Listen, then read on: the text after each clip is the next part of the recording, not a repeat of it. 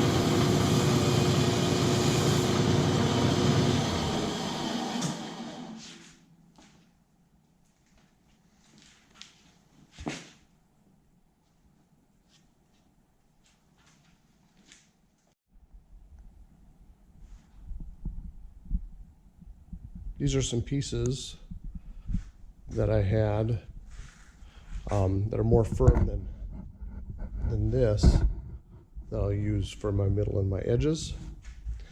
I didn't have a big piece, so I'm using up some scraps, which is the nice thing about working with foam, is you can sneak in different pieces, cut it up, piece it back together, sand it, and by the time you put a cover on, you just want it to look nice. So what do you do when you have to cut some foam? You don't have a bandsaw, or you just need to break this down into a smaller chunk. Say I want to cut across here. Well, there's insulation saws, hacksaw blades work. Usually the finer the blades, you can cut through like that. There's also bent saws. These actually cause a lot of friction, so sometimes it's easier just to use a single blade. You can also use fillet knives. I haven't used one of those yet, but you can see the single blade, which is an insulation knife from a local home improvement store. Works pretty well.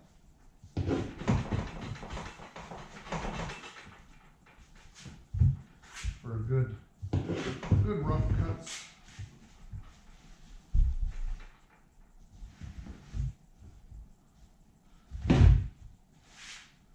There you go, ready to go to the bandsaw. So here we have the 12 pieces with the firm in the middle and firm on the ends.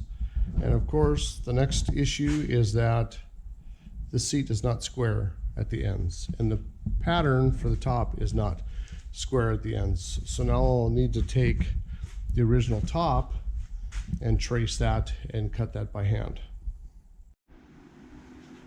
Okay, what I've got here is the softer foam for the under the butt, middle part, and this is a more rigid foam for at the edge. I shaped it based on the old cushion. Just gave it a rough shape. You can see it's still squared off. I've got lines where I need to get in here and shape it down once it's together. What I wanted to go over is, you've got all these pieces. Now what do you do to make them all one? Well, first thing I do is kind of compare them and make sure that I didn't get on the opposite sides of the line, that it's going to be easy to get this smooth with as little sanding as possible. And then, in this case, I've got these two pieces ready to go. I'll put them on a piece of cardboard.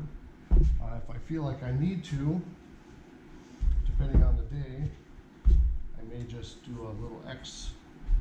So I make sure I put the glue on the proper side. Now, as far as glue,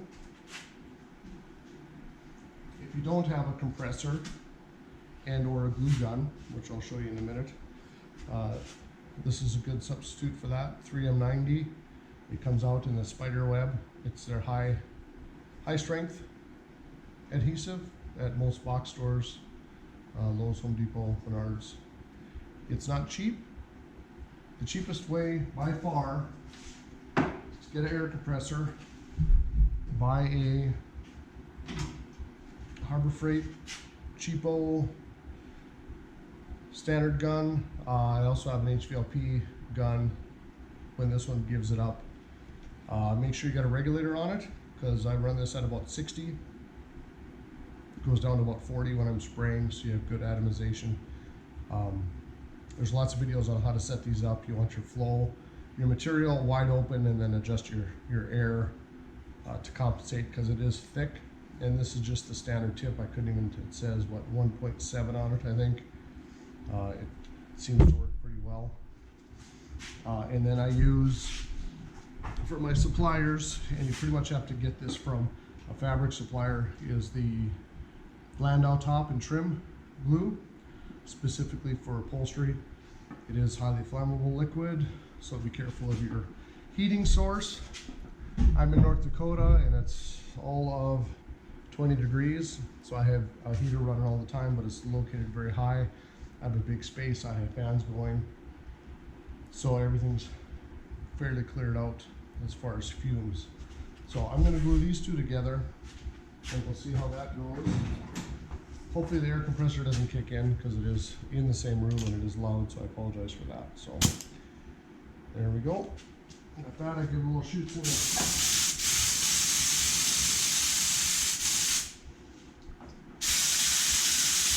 Give it a couple shots in the garbage. Looks like it is a little bit low, but I think I have enough to do these two, and then I'll fill up the tank. So.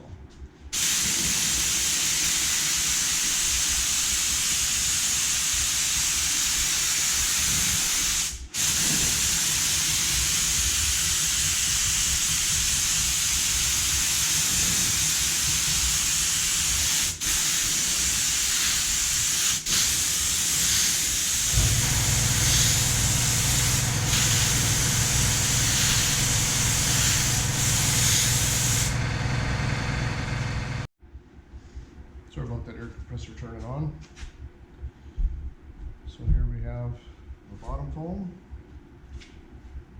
our end. So it's still just got a little bit of tack on it. We'll just put this together like that.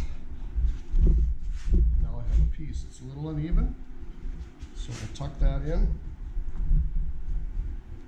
Just work it so it has a good flow.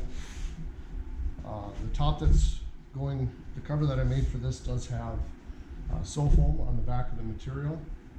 So that'll, if there's any small imperfections, it'll soak that up. In this particular case, we may also put a layer of Dacron over the top, which I'll talk about later on a different video when I assemble the seat. So that's our first two, and then it's just a matter of stacking them up, glue them, stack them, glue them, stack them. I'll get my 4 in here. I'm going to save my middle piece because I think I'm a little bit wide for the seat. The middle piece, which is this foam, I can always cut an inch off, whatever I need to get the two pieces centered. So I'm working from the outside in, just because I want this piece to be a certain size, and I have that cut. So there's that. Oh, another thing I wanted to say about spraying the glue, even though it is a paint gun, you want to set it up when you do your test sprays into the garbage can or whatever you have. You want it to be a narrow, small stream versus a flat, wide stream. You may think you're going to cover better if you got a wide stream and you're going to lay it out like you're shooting primer or shooting paint, but if you do it in a narrow stream, almost as narrow as you can get, maybe so it's like at most a baseball size, if you're a foot or so away, it'll give you good coverage, it'll give you good control without the glue going all over the place.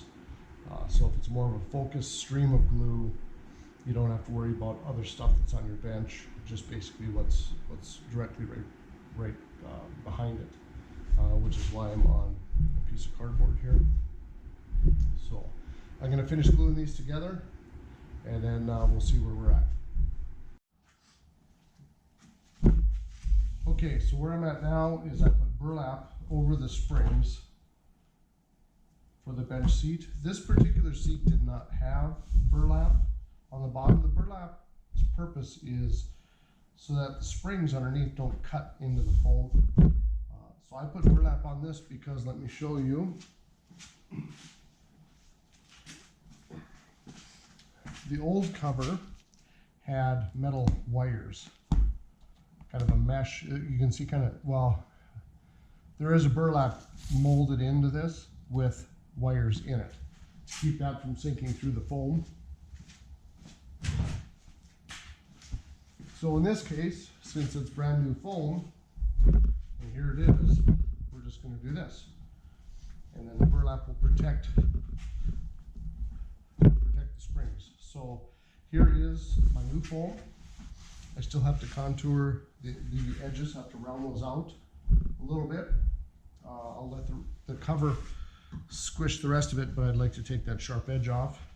And for that, I will use 90-degree air-powered grinder with, of course, with a coarse grit pad on it. And so I'll just come in and shape this, and I may knock down some of these other ridges. It's kind of nice right now. I've got some light coming in the window so I can see where things aren't quite flat. I also have a larger 3-inch pad for this.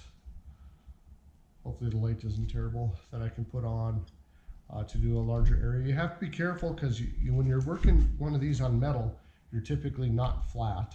You're doing it at an angle. If you do it at an angle on the foam, a sharp angle, it'll just cut like a knife right into it. So when you're grinding an edge, you want to have it just past flat so that the far edge is doing the cutting, and then also be observant of which way this is going, whether it's pushing it down or pulling it up, so that you don't catch an edge and cause bigger problems. But so this is where we're at so far. Firm, I've got firm here and here, and then the softer in the middle, so we're good there. A little bit of shaping yet. I did confirm that my cover is good for this length and did some adjustments based on that. The old cover was in rough shape. This area was all chewed out, and it was a condominium, so this piece of the old cover was not a good pattern, and you can't always guarantee that you're going to get the middle to do a folded half and half. It was pretty close, but I had to do some adjustments, which is now the time. So now my foam is built to my cover, and my cover is adjusted to my foam. So they should live happily together. I have some other calculations to do on my cover to make sure that whatever listing I put, I'm going to be able to hook hog rings onto these. This has little anchors all the way around the bottom for hog rings to go into. That'll be on a different video. This is primarily shooting this today just to go over the technique of making this foam so that you're not using a 5-inch thick slab and trying to shave it down, because you will have a mess. You know, right now, once I do these edges, then it'll turn into Frosty the Snowman. But right now, with all the foam I've cut, I have scraps on the floor, a little bit of dust in the air, a little bit of fume from the glue, but I don't have mountains and mountains of ground and chewed up foam laying all over the place. So it really helps to do it that way. Plus, then you can add in features like a side bolster on the bottom just to help. I'm going to take you over to the back part of that seat now. So bear with me. So what I have over here is the top part of that seat. I did that part first. It was in better shape, and just to kind of get me going on the pattern. This had a lot more pieces. That bottom over there is really, really basic. So this one also needed new foam for a different reason. It was very crunchy. So I think I did an Instagram post on that, just showing how crunchy that was. But so this got torn all the way down. It got burlapped. 1-inch foam over the top of the framework. And this was just a slab. You know, this doesn't need to be cut. Typically, it doesn't need to be cut because the springs do a lot of the work. And it's just a standard 1-inch foam over the top. This frame was all cleaned up, primed with rust primer, and then painted satin black. The other frame also was cleaned up, primed with rust primer, and painted satin black. This is 2-inch sill foam under here, 1/4-inch sill foam under here for comfort. The bench seat, the bottom has 1/4-inch sill foam, which is more to just absorb the any differences in that slab of foam that I just created. So there's my leftovers. There's the seat back, and I'll have more when I go to put everything together.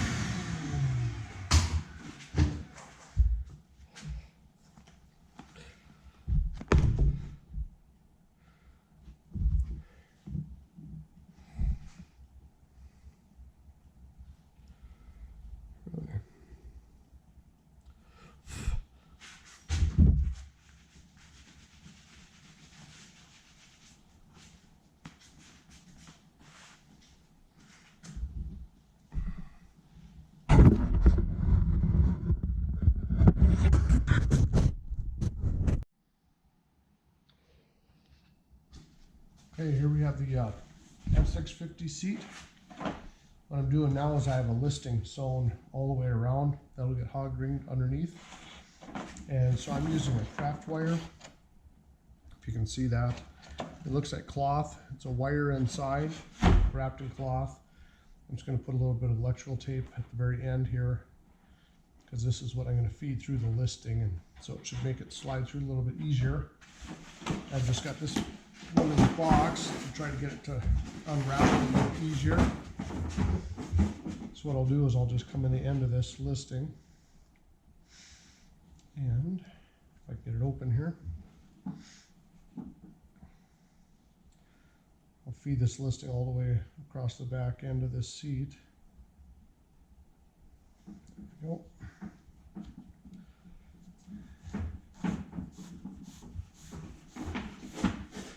Goes just like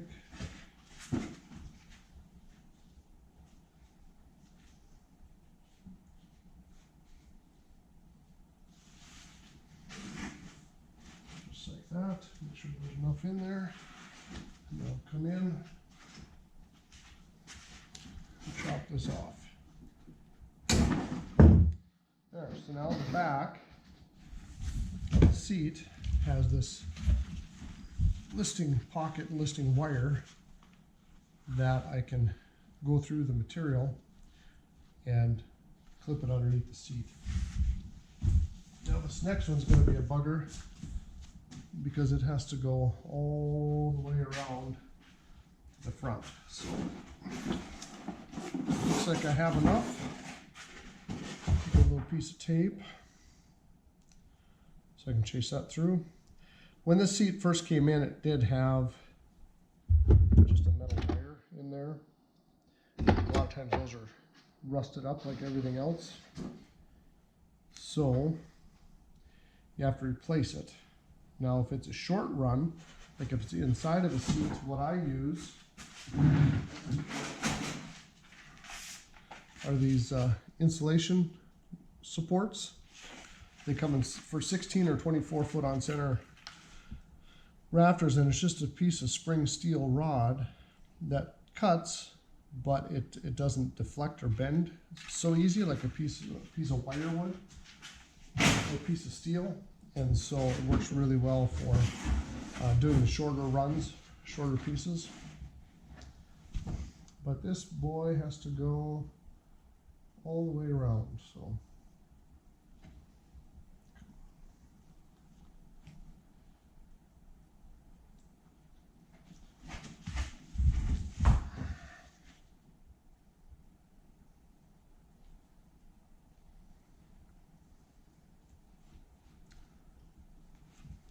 Nope.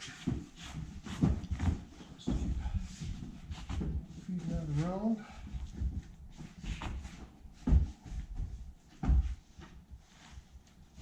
There are wrinkles in the listing from sewing around the angles for the curves. So for the most part it's cooperative, especially down a straight like the front there. Let's go around. But sometimes it's just as easy to just caterpillar it, just push it together and then pull it apart so it'll continue through. Then you have a little bit more control of the end, especially if you're doing more dramatic curves than this even. This is pretty tame, but it's a fairly tight listing.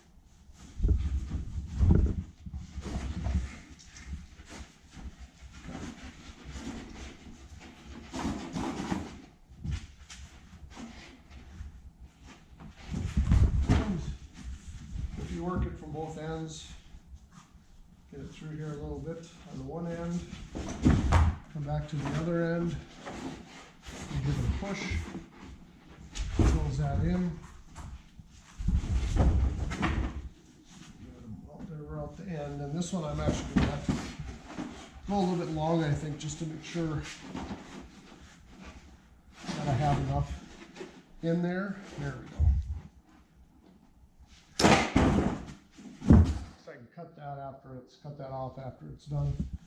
Now this particular cover, I did add some padding in the front and some padding in the back where it wraps around the frame for the seat. There's a pipe there and it has some sharp brackets welded to it. So I added a little bit of just some thin, was it 20-pound padding. One thing with this linen that I use for the listing, you do end up with some threads to trim off. So let's see how it's going to go. Nice thing about this being hog ringed onto the seat is it can come on and off as many times as it has to make it right. So first thing I'll do is flip it inside out. Hopefully you can see that. And kind of get it roughly set where I'm going to want it to be. And then roll that front corner over. Come to this one and roll that one over. Make sure we got enough. Tuck everything in. Looks like we do. So now I'll flip it upside down. Okay. That looks good. That looks good. Okay. Yeah. So, grab my hog rings. Like with a lot of things, you want to start in the middle and kind of work your way out. So this is my center here.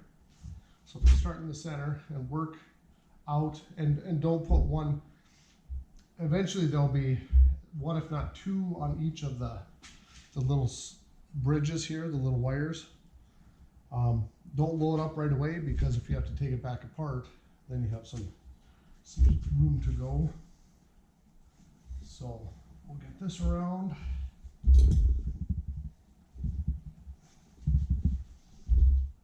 Just put a clip right in the middle. Hog ring. There's that.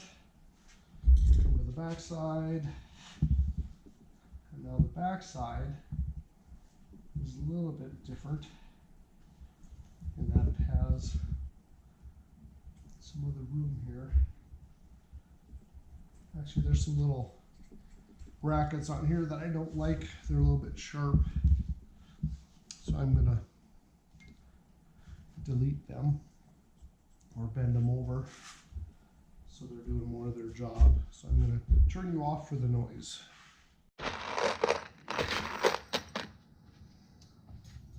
Here I am putting hog rings.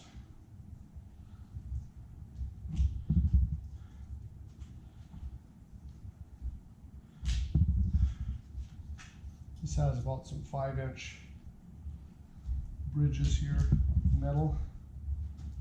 And I'm just gonna put 2 in each one just to try to make it smoother all the way around. That craft wire can be a little stiff, so you gotta kind of form it, bend it a little bit. But I had it flipped over, it looked good on the other side.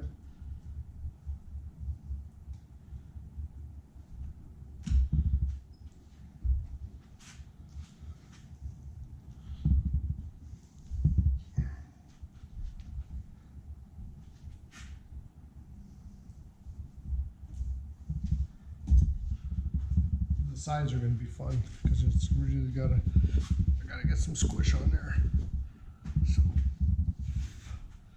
we'll get there. If I gotta climb up, jump on it.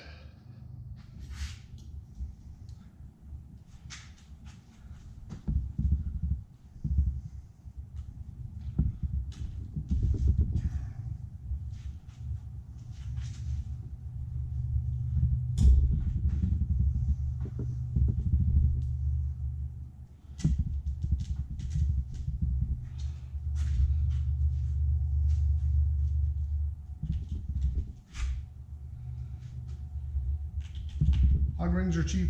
Use them like staples.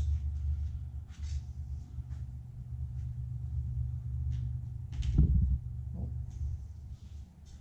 Every now and then there's a misfire. And if you do that, take it out. If you get one that doesn't quite get where it's supposed to be, it's tempting, especially if it's buried down in the seat, to just leave it. Don't leave it. Take it out. It's better to have them out. That way everything that's in the seat is serving a purpose.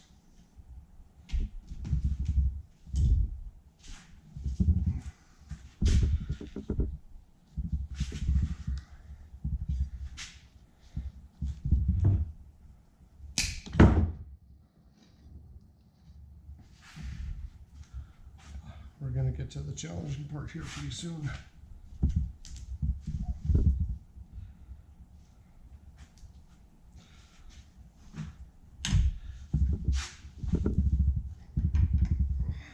These side skirts are pretty short. So that happens when you use a factory seat as a pattern.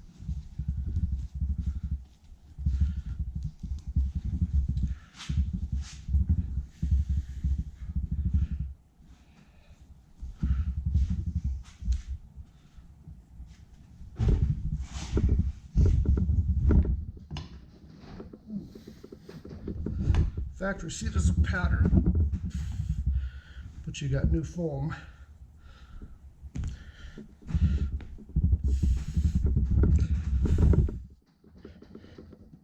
This is a pretty rigid foam. So you just get up like you're packing a suitcase.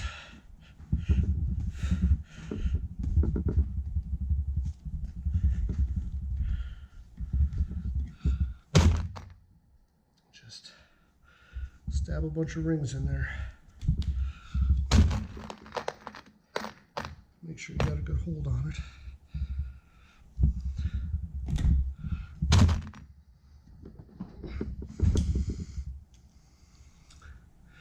In this case, I'm using 3 per bracket just to get extra strength.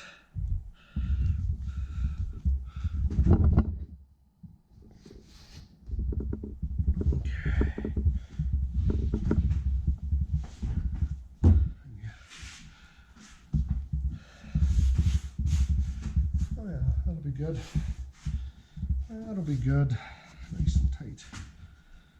There, let's see.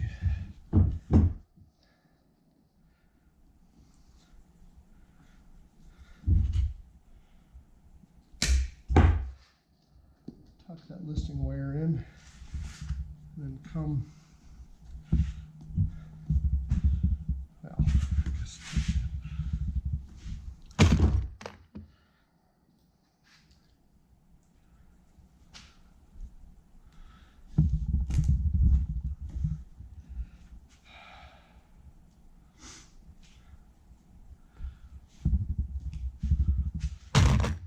It's nice when they're tight. Oh my gosh. It's more work. Definitely more work, but hopefully it'll be good on the other side. Put it in there. Okay, so that's that one.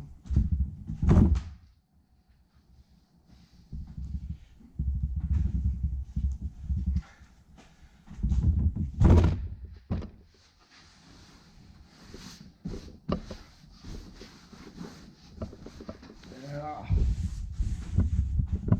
Yeah, that looks good. You feel the difference in foam in there, so where you sit it will be nice and squishy. So I'll hog ring that other side and I'll grab the back and see how it fits on there. Here's another tip. I need to make holes in the side here where the bolts go in for the back. I've got a little soldering iron with a tip, a little butane deal. Get her up, get her nice and hot. Find where you need to be. I'll use a little probe here.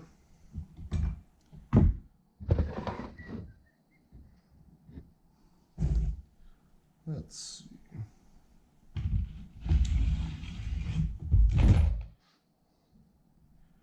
And we'll find, oh, that's where that hole needs to be. So I'll locate it and then I'll just burn it in.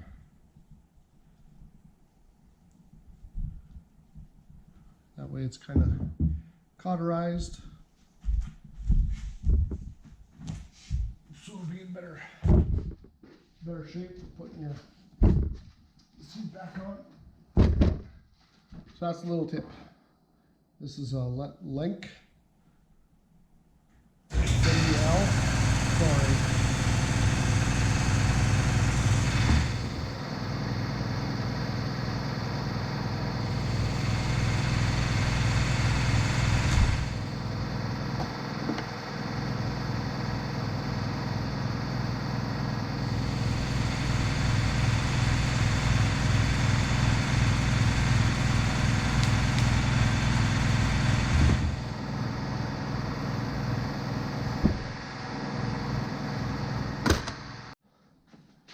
Here's a little tool review. I'm making paper gaskets to go in between the slides and the seat frame on this F650 truck. It had little paper gaskets in there, so what I've got is some gasket material. I cut out some little rectangles, but I need a hole in the middle. I started off with the cheap basic hole punch. I've since upgraded to this, which is just an Amazon special. 3/16 to 1.25 inches. It's also got the millimeters, 5 to 32. It's got a separate driver with the center punch, so I can pick my 3/8 out of it. It screws on, and then I can go to my plastic block here, and these aren't 100%, there's no accuracy here, so as long as it's relatively in the middle, and I can just go in here and punch these. This hole punch kit, it has enough meat on the punches themselves where you can put a little bit of edge on them. I've sharpened some of them, some of the more common used ones. The step up from this would be, like a leather work set, something that's maybe a stereo shop uses, but it does come apart, so you can get all the crud out of it.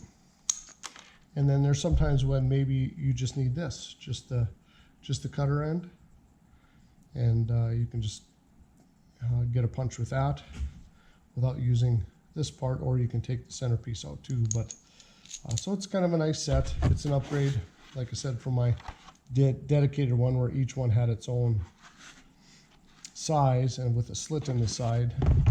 So that's recommended for doing holes.